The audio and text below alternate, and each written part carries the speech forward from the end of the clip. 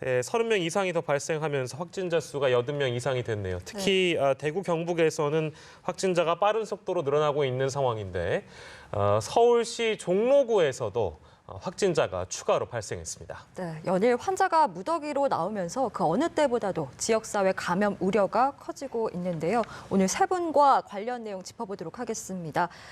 백순영 가톨릭의대 미생물의학 교실 교수 이승남 가정의학과 전문의 그리고 김성훈 변호사 모셨습니다. 어서 오십시오. 네, 안녕하세요. 네. 뭐 하루 사이에 이렇게 또 많은 확진자들이 늘어나니까 이 보도를 해드리는 저희도 좀 당황스럽긴 매 한 가지인 것 같습니다. 매일매일 또 새 확진자에 대한 내용을 또 파악하고 전문가 여러분들께서도 또한 저 역시도 많은 부분이 좀 혼란스러운 측면도 있는데 이 내용 좀 상세하게 정리해가지고 시청자 여러분들께 전해드릴 수 있도록 노력을 하겠습니다. 백순영 교수님, 지역사회 감염이 시작됐다고 표현을 해도 무리가 없는 표현일까요? 예, 맞습니다. 일단 좀 짚어보면요.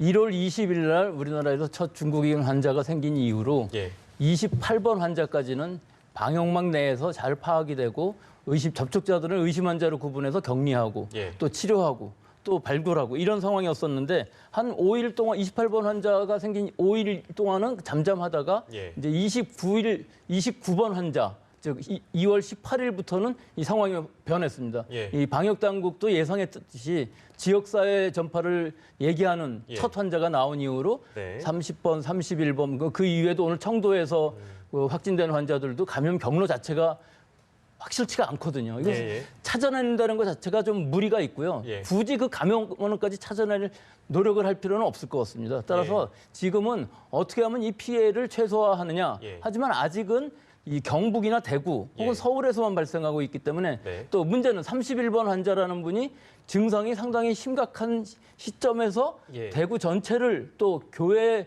예배를 참석했기 때문에 앞으로도 더 많은 환자들이 확진될 것 같고 또 이미 이 방역당국에서 얘기했다시피 이 환자는 슈퍼 전파자라고 얘기는 하진 않지만 그 사건에서 사건이라면 너무 많은 사람이 감염됐는데 어디서부터 감염됐는지 감염은 특정하기 어렵거든요.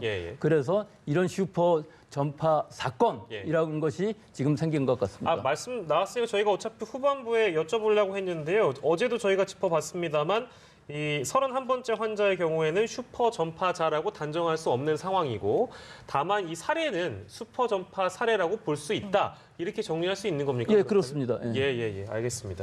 혼란을 겪을 수도 있을 것 같아서 지금 이제 이 31번 환자에 대해서만큼은 예를 들면 검사를 거부했다든지 뭐 이런 측면에서 비판들이 나오고 있어서요. 아직까지는 슈퍼 전파자라고 단정할 수 없다가 방역당국의 공식 입장이라는 점 다시 한번 확인하도록 했습니다. 네, 지금 대구 경북 지역에 이제 집단 감염이 어제 이어서 오늘도 발생을 해서 이 대구 경북의 상황을 좀 어떻게 진단하고 계신지도 질문을 드리고 싶습니다. 제가 정리를 해봤는데 31번 환자가 굉장히 문제가 많은데 첫 번째는 문제 뭐냐면요. 그 교회에 참석한 신도수 과연 1000명밖에 안 되겠느냐. 그것도 확실하지 않고요. 두 번째는 이분이 그 증상이 있었는데 9일부터 23일 사이에 그 교회 저희 갔었잖아요. 그다음에 16일 날 갔었는데 잠복기가 23일까지가 있기 때문에 그 동안에 접촉한 사람들이 아직 안 나올 사람이 굉장히 많아요. 둘 다 보니까 9일 날 갔던 사람은 23일까지, 16일 날 갔을 때는 30일까지가 되는 거에 문제가 있고요. 세 번째 문제가 뭐냐. 거기서 예배하는 방식이 앉아서 다닥다닥 붙어서 하기 때문에 손도 붙잡고 만약 찬송을 한다 그러면 어떻게 돼? 여기서 침이 튈 수가 있어요. 비말이 나가요. 비말이 나가는데 문제는 또 뭐냐. 대구시에서 그 추가 확진자들한테 이동 경로를 확인했는데 협조가 잘 안 되는 거예요, 여기가.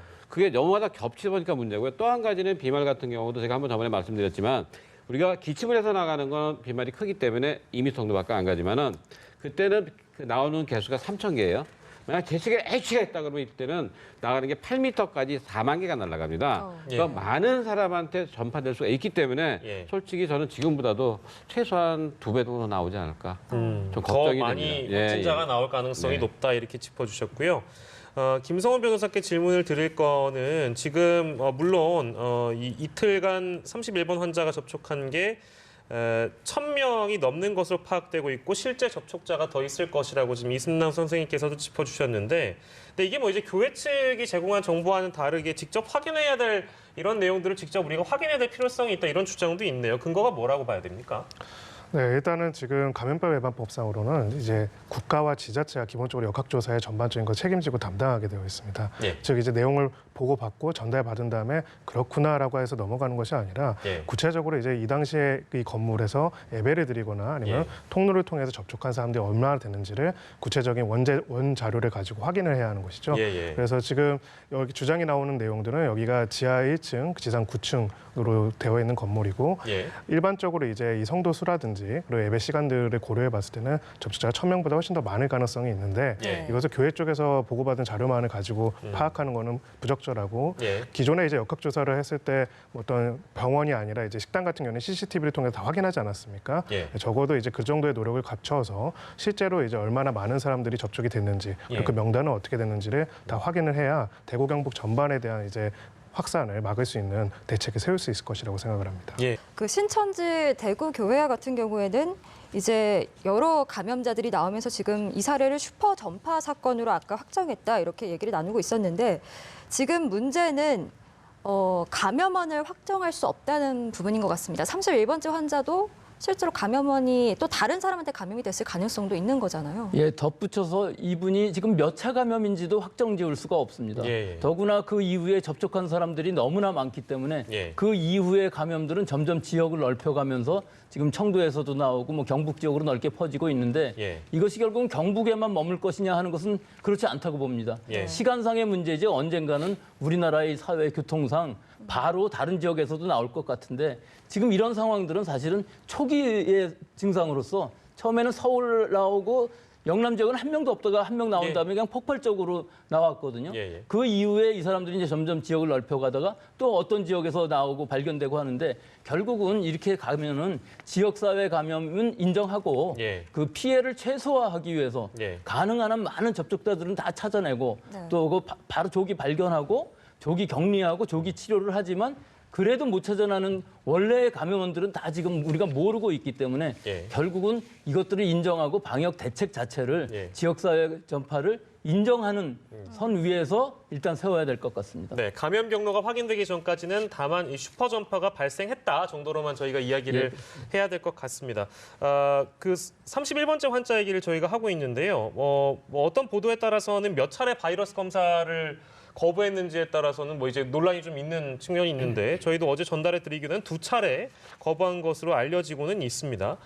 왜 검사를 거부했다고 알려지고 있나요, 선생님? 그러니까 그 본인 얘기로는 자기가 이제 그 한방병원에 입원해 있고 예. 자기 치료받고 자기는 그 중국 환자 접촉한 적이 없고 예. 중국 갔다 온 적이 없기 때문에 자기는 절대 아니다 해서 주차를 거부한 거죠. 네. 한 가지는 그런 문제고 한 가지는 또 모르겠지만 그 예. 신천지 교회가 약간 그쪽의 그 종교적인 문제 때문에 거부했는지 모르겠지만은 예. 하여튼 그쪽에서는 또 이제 그 신자들을 갖다 이제 포교할 때 약간 예. 좀 이렇게 음성적으로 한다고 되게 알고 있어요. 그래가지고 자기가 자기가 무슨 병이 있다 하게 되면 자기의 그걸 못하기 때문에 예. 자기가 걸리지 않았다고 확신하고 산 것 같아요. 그래서 이런 경우 문제가 뭐냐면 좀 솔직히 법적인 게 좀 필요하다고 생각해요. 예. 의사의 입장에서 환자 무조건 당일 검사해서 저희가 걸립니다. 예. 그래서 이렇게 의심되는 이제 전염병 같은 경우에는 의사가 하면은 안 받으면은 우리가 무슨 처벌 규정을 하는 게 굉장히 필요할 것 같습니다. 예. 네, 지금 현행법으로는 이 31번째 환자한테 책임을 물을 수는 없다고 하더라고요.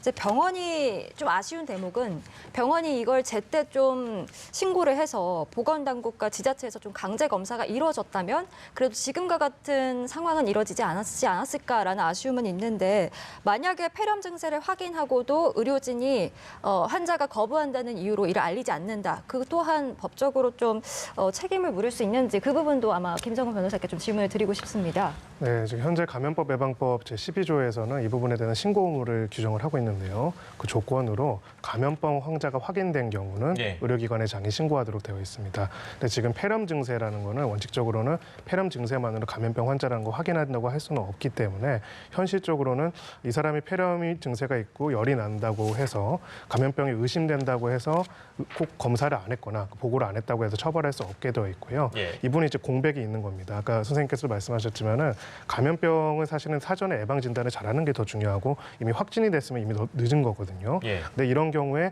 일선에서 이 부분들을 가장 잘 모니터링할 수 있는 의원들에서 할 수 있는 조치들이 별로 없고 또 신고 의무도 감염병이 확인됐거나 어떤 사람이 갑자기 죽었는데 보니까 보니까 감염병이다 이렇게 확인됐다 이런 경우에만 신고하도록 되어 있기 때문에 현재로서는 신고 의무 위반으로 문제를 삼을 수 없는 것이 지금 현실이다 그렇게 볼 수 있습니다. 그러면 이제 이런 상황에서는 어떤 보완 장치가 필요하다고 봐야 될까요? 법적으로 그렇다면? 네, 기본적으로 이제 우리 헌법상 국가나 지방자치단체가 아닌 일반적인 사인이 강제 처분이나 강제 조치를 하기는 어렵습니다. 그런 상황이고요. 근데 다만 이제 지금 현실에서 현장에서 문제가 되고 있는 거는 의료진이 신고를 하고 보건당국이 조사를 하고 이러한 것들이 좀 유기적으로 잘 연결되어 있지 않은 부분들이 있습니다. 그렇기 때문에 일단은 감염병 말고 감염병 의심 환자에 대해서 현재 의료인들이 어떻게 신고를 할 수 있는지 그 신고를 했을 경우에 강제 조치까지를 어떻게 신속하게 문제가 없이 할 수 있는지에 대해서 할 필요가 있고요. 실제로 이제 하나의 사례에서는 그런 의심 환자로 보이는 사람이 와가지고 이제 신고를 검사를 하려고 하다가 신고를 하니까 이제 그 사람이 그냥 갔다라는 뭐 그런 얘기들도 있었습니다. 이런 경우에 사실 강제로 붙들어 놓을 수 있는 방법들은 전혀 없거든요. 또 기준도 문제인 게 사실 얼마 전까지만 해도 기준이 중국을 방문한 적이 있고 우한 지역을 방문한 적이 있고 열이 몇 도 이상인 경우에 하는데 지금 중국을 방문한 적이 없기 때문에 또 이런 부분들도 문제가 될 수 있기 때문에 좀 이 부분들을 일단 법적 기준도 만들어 놓고 실제 진단 기준도 조금 더 폭넓게 원래 기준보다 조금 더 넓게 해가지고 만들어질 수 있는 구조들을 좀 만들어 놓을 필요가 있습니다. 네, 알겠습니다. 지금 대구시의 추가 확진자 중에서는요. 미술학원과 어린이집 교사도 각각 한 명씩 포함이 돼 있는 것으로 확인이 됐습니다. 일단 두 시설은 지금 폐쇄 조치가 됐는데 코로나19가 어린이 감염률이 비교적 낮고 감염이 돼도 증상이 비교적 가볍다는 연구 결과가 있었고 저희도 이런 부분에 대해서 계속해서 이제 전문가들과 이야기를 나눴었는데 아무리 그래도 학부모들은 좀 많이 불안하실 것 같아요. 그렇죠. 우리 일반적으로 어린아이들은 더 이 면역력이 떨어져 있는 아직 미숙한 상태라고 생각을 하는데 이상하게도 이 메르스 코로나 바이러스도 그랬고 사스 코로나 바이러스도 그랬고 지금 이 코로나19인 경우도 중국의 그 많은 역학 데이터들이 어린아이들이 감염이 덜 되고 또 감염이 된다 할지라도 증상이 잘 나타나지 않는다. 한데 여기서 한 가지 좀 맹점이 있는 부분이 증상은 나타내지 않지만 다른 사람들을 감염시킬 전파력은 있거든요. 그래서 그 감염원으로서 작용할 확률은 굉장히 높습니다. 또 이게 우리나라가 외국이란 다른 점은 우리나라 이 정서상 지금 아이가 학교를 안 가든지 혹은 유치원을 안 가게 되면은 부모도 결국은 결근을 하고 아이를 돌봐야 되는데 우리 사회 통념상 애를 돌본다고 결근을 한다고 그러면 좀 문제가 생기거든요. 그러니까 우리 이 지금 사회 인식이 이런 시기일수록 아이가 아파서 안 가는 것은 이 사회의 전파를 막는 중요한 부분이다 하는 인식을 가져야 될 시점이 아닌가 그렇게 생각합니다. 예, 그렇습니다. 새 확진자들 중심으로 저희가 이야기를 나누고 있는데요. 대구, 경북 지역을 중심으로 발생한 분들 이외에 서울에서는 종로구에서 이 확진자가 나왔습니다. 이 확진자와 관련해서는 이승남 선생님께 질문을 드릴 텐데요. 이분은 어떻게 좀 확인이 됐습니까? 이분 같은 경우에는 보니까 29번 환자하고 식사를 같이 해서 그분한테 이제 감염이 된 걸로 확진이 됐는데 문제는 이분이 그 8일부터 증상이 있었어요. 근데 20일 날 오늘 확진을 받았잖아요. 그 며칠 동안이죠. 12일 동안 전파할 가능성이 굉장히 큽니다. 근데 또 한 가지 문제는 뭐냐. 이비인후과를 갔잖아요. 동네 개인병원에. 거기 장소가 좁을 거 아니에요. 또 할 때 치료할 때 이분이 콧물 감기인지 무슨 감기인지 모르겠지만 뭐 기침하고 재채기하면 거기 있는 분들한테 비말 전파할 가능성이 굉장히 큽니다. 또 한 가지 이번에 중국에서 발표된 게 있는데 굉장히 중요한 인데가 찾아봤는데 보니까 그 일부 환자에서는 우리가 여기 지금 우리가 구강으로 바이러스 검사하잖아요. 그걸 했는데 일부 환자에서는 구강 검사에서 음성으로 나타났지만은 혈청 검사에서 바이러스가 나오는 경우가 있어요. 혈청 검사요? 예, 그러니까 그 혈청 검사 그 바이러스 있느냐. 근데 그럴 경우에는 구강 검사 안 나오니까 환자를 놓칠 수가 있기 때문에 그래서 우리가 그 이 신천지 같은데 그쪽에 있는 사람들이 구강 검사에서 음성으로 나왔더라도 음성이라고 생각하지 말고 다시 한번 혈청 검사를 하는 게 굉장히 중요할 것 같습니다. 아, 중국 쪽에서 이제 나온 그걸 토대로 이제 말씀을 해주셔서 백순영 교수께서는 어떻게 보십니까? 그러니까 혈청 그냥 우리가 구강 검사를 통해서 확인하는 것 말고도 혈청 검사를 꼭 해봐야 된다라는 중국 쪽의 어떤 주장인데. 예, 사실은 그것보다 더 중요한 것은 이 검체 채취라고 하는 것은 우리가 지금 그 증상이 심할 때는 얼마든지 구강 검사에 나올 수 있는데 증상이 좀 없는 사람, 경증인 사람들은 실제로는 이비인후과에서 하는 그 겸자 같은 것을 넣어서 채취를 해야만 양성이 나옵니다. 따라서 이 보건소에서 의사 선생님들이 꼭 이 검체 채취를 해야 되기 때문에 우리가 선별 진료소를 많이 늘릴 수 없는 이유도 이게 그렇게 간단하지는 않습니다. 따라서 이런 부분을 잘 고려를 해서 선별 진료소를 앞으로 더 많이 확대하고 또 진단도 많이 할 수 있도록 우리가 그 숙련도 같은 것들을 많이 높여야 할 시점이 지금이라고 생각합니다. 예. 네. 통계를 저희 보면 지금 종로구 서울 확진자 누계가 14명입니다. 네. 근데 종로구가 지금 가장 많네요. 현재까지 종로구에서 6명, 아까 저희가 지도를 잠깐 보여드렸는데요. 종로구에서만 6명 발생했다. 이건 또 어떻게 봐야 될까요, 백 선생님? 이거는 뭐 역학적인 데이터를 지금 보고서 설명할 수 있는 부분이 아닙니다. 예, 예. 그 종로구라는 것이 뭐 중구, 명동 있고 더 많지 않습니까, 외국인들이? 예. 종로구도 물론 다른 구에 비해서는 많은데요. 예. 그렇다고 그래서 지금 이 노인분들이 이 외국에서 온 중국 관광객들 혹은 동남아에서 온 관광객들이랑 그렇게 좀 직접적인 접촉을 할 기회가 더 많았었냐 예. 하면 그거는 좀 설명하기가 어렵기 때문에 예. 지금으로서는 왜 많은지는 모르지만 예. 하여튼 종로구에는 어떤 감염원이 있어서 그 사람이 지금 나타난 이 환자들보다 훨씬 더 많은 사람을 감염시킬 수 있는 확률이 있기 때문에 네. 우려가 되는 것은 사실입니다. 예, 예. 그리고 또 어제 청도에서도 2명이 확진 판정을 받았습니다. 일단 문제는 병원 외부로 외출한 적이 없다는 건데 그렇다면 이들 환자가 감염이 된 것은 의료진에 의해서 감염이 됐다고 봐야 됩니까? 저희 보니까 가능성이 한 3가지가 있어요. 이분은 뭐 한 달 동안 외출도 안 했고 한 달 동안 면회도 온 사람이 없더라고요. 그래서 한 가지는 의료진에 의해서 감염될 수가 있고 간호사나 뭐 선생님도 있을 수가 있고 도움이 있을 수가 있고 가장 큰 가능성은 뭐냐? 다른 사람을 면회한 면회인 그 사람을 통해서 그 안에 있는 무증상 감염자가 생긴 다음에 이분 같은 경우에 면역력이 떨어지긴 하고 그 저번에 다 얘기했잖아요. 무증상 감염자도 올 수가 있다. 그래서 예, 예. 그 사람에 의해서 옮긴 것 같아요. 근데 그 병원에 입은 사람이 100명인데 예. 거기서 증상인 사람이 지금 나타났다고 그랬거든요. 예, 예. 그래서 아마 그 3번째 가능성이 제일 큰 것 같습니다. 예, 그렇군요. 병원 내 감염 가능성도 저희가 좀 짚어볼까요? 이제 교차 전파가 이루어지거나 이래버리면 우리 메르스 때 이제 병원에서 슈퍼 전파가 이루어졌던 만큼 당시의 사태가 재현되는 게 아니냐 이제 이런 우려들이 나오고 있는 상황인데 백순영 교수님, 그러니까 병원 내 감염병 전파는 어떻게 좀 차단할 수 있습니까? 일단 지금 방역 당국에서 이 입원하고 있는 환자들 중에서 원인이 불명한 폐렴 환자는 다 전수 조사를 하기로 했습니다. 네. 또 거기에 제가 한 가지 덧붙이고 싶은 것은 이 사실은 병원 환경에서의 바이러스 모니터링도 중요한데 예. 지금 거기까지 갈 시간이 안 되기 때문에 그 모니터링은 잘 못 하고 있고요. 예. 그 이외에도 병원에는 여러 환자들 면역이 좀 떨어져 있는 사람들이 많이 있습니다. 예. 또 투석을 하는 사람들도 있고요. 그러니까 병원에 있는 사람들 중에서 면역이 약한 사람들한테 옮기면은 굉장히 많이 전파될 확률이 있거든요. 예. 근데 메르스 때도 우리가 문제가 됐는데 지금도 못 고치고 있는 게 있습니다. 예. 이런 환자들이 입원해 있고 또 방문하고 할 때 서로의 접촉점, 즉 병문안을 간다든지 하는 것을 예, 예. 지금은 완전히 못하게끔 하는 이런 시기이고 예. 또 한 가지는 보통 이 간병인들이 파견으로 많이 오고 있는데요. 예. 이 사람들을 매일 체크를 할 수는 없는 상황이니까 예. 이 사람들을 항상 일정하게 해서 적어도 중국이라든지 외국에서 돌아온 지 2주일 이상 되는 사람들만 예. 선별해서 쓰는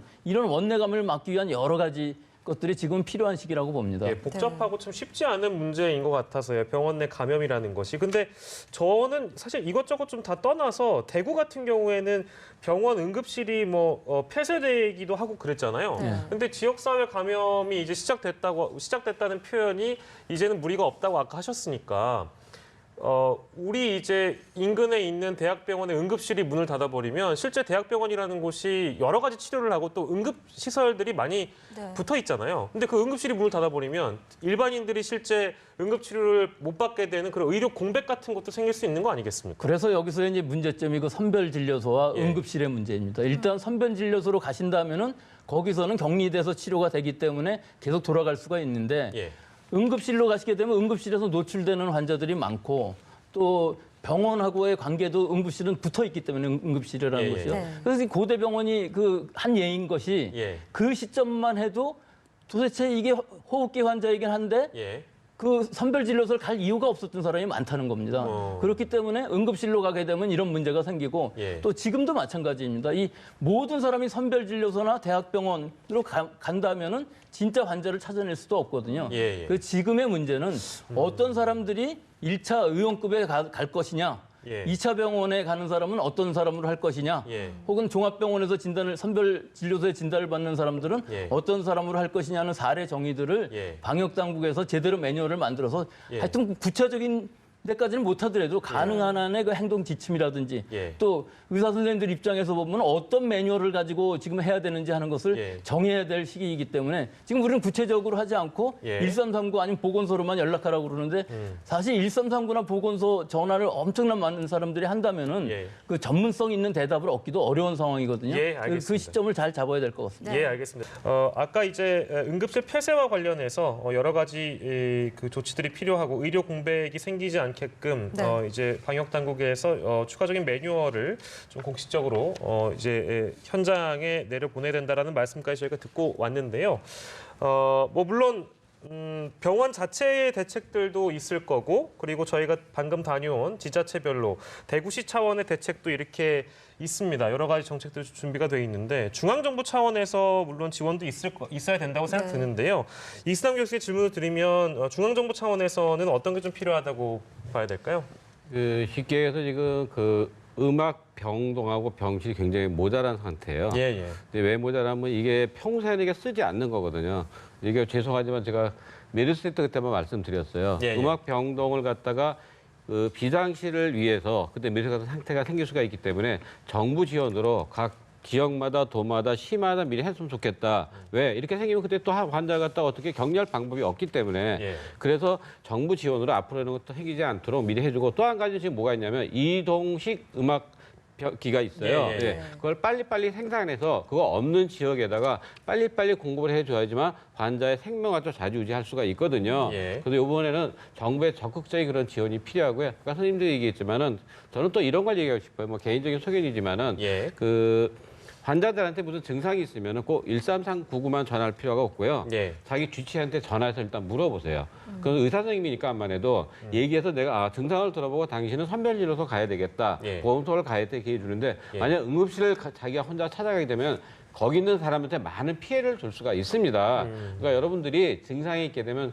저한테 보내는 저한테 자기 주치의한테 전화해서 꼭 여쭤보게 되면요 다른 사람한테 피해를 안 가고 진료를 받을 수가 있습니다. 네, 네. 알겠습니다.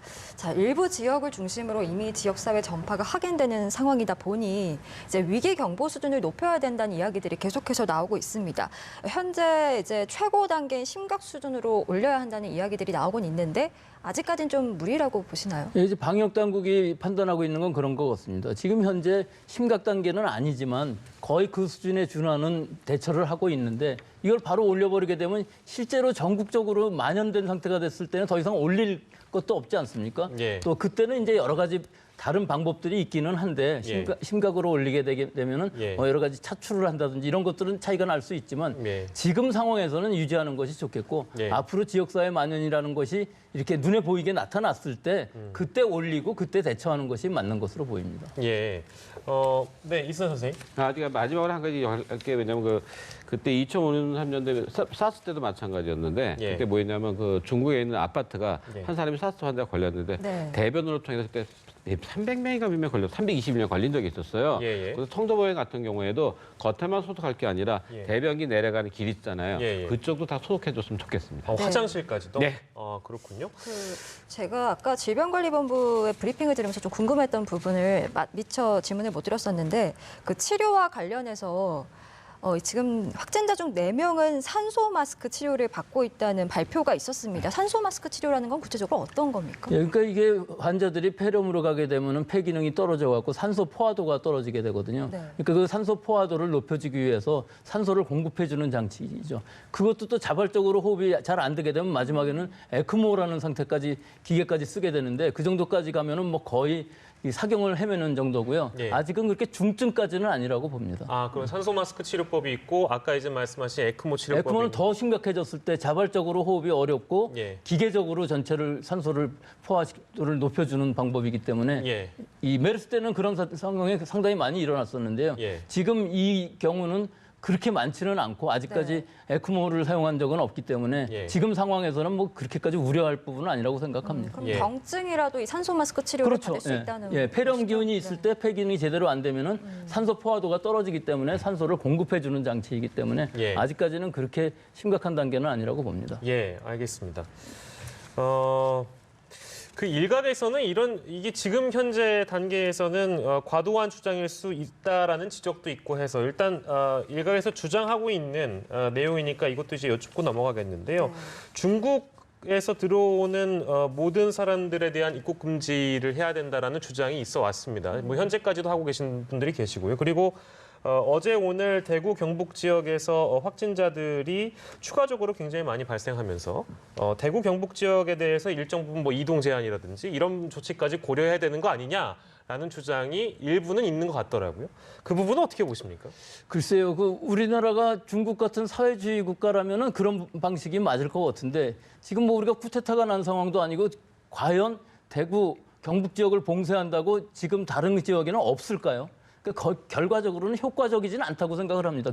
많은 힘을 들여갖고서 물리적으로 막는 것보다는 다른 지역에 퍼져 있는 환자들을 빨리 찾아내서 피해를 최소화하는 방식으로 가야지 물리적으로 거기를 우리가 봉쇄를 한다고 해서 중국은 그렇게 많이 하거든요. 지금 뭐 들어오는 사람들도 다 열나나 안 하나 검사하고 나가지 못하게 하는데 이게 사실은 못 나가게 한다는 것이 봉쇄가 안 된다고 봅니다. 경계선만 해도 엄청 넓지 않습니까? 그걸 다 봉쇄할 수 있는 방법이 과연 있을까? 그건 실질적인 효과는 의문이 있습니다.